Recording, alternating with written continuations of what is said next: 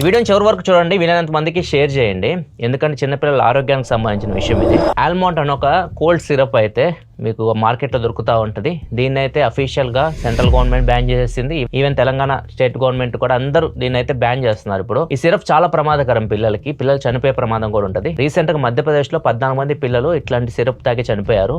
Exact ఈ syrup కాదు, cold డ్రిఫ్ అని చెప్పేసి ఒక సిరప్, దాన్ని బ్యాన్ చేసేసింది గవర్నమెంట్. ఇప్పుడు ఇలానే సేమ్ ఈ సిరప్ కూడా అదే ప్రాబ్లం అనమాట. దీనిలో ఇథిలిన్ గ్లైకాల్ అని చెప్పేసి ఒక కెమికల్ అయితే ఉంటది. అంటే మనం ఫ్రిడ్జ్ లో పెట్టినప్పుడు గడ్డ కట్టకుండా దాన్ని ఒక పర్సెంటేజ్ యూస్ చేస్తారు, 0.1% అట్లా యూస్ చేస్తారు. వీటిలో ఎక్కువ మోతాదులో యూస్ చేస్తున్నారు, 0.5% వరకు యూస్ చేస్తూ ఉన్నారు. దీనివల్ల పిల్లలకి మత్తు ఎక్కుతుంది. అండ్ ఇంకా లాంగ్ రన్ లో దీన్ని యూస్ చేస్తారు అనుకోండి, ఆర్గాన్స్ మీద ఎఫెక్ట్ పడుతుంది, పిల్లలు కూడా చనిపోయే ప్రమాదం అయితే ఉంటుంది. ఇది మధ్యప్రదేశ్ లో ఆల్రెడీ జరిగింది కాబట్టి మనం చాలా జాగ్రత్తగా అయితే ఉండాలి. సో ఆల్మంట్ అనే సిరప్ మీకు కనిపిస్తుంది స్క్రీన్ మీద, దీన్ని ఇంట్లో ఉంటే దాన్ని బయటపడేయండి. 2 years లో పిల్లలకి అసలు కాఫ్ సిరప్ ఇవ్వకూడదు, డాక్టర్స్ కూడా అదే సజెస్ట్ చేస్తూ ఉంటారు.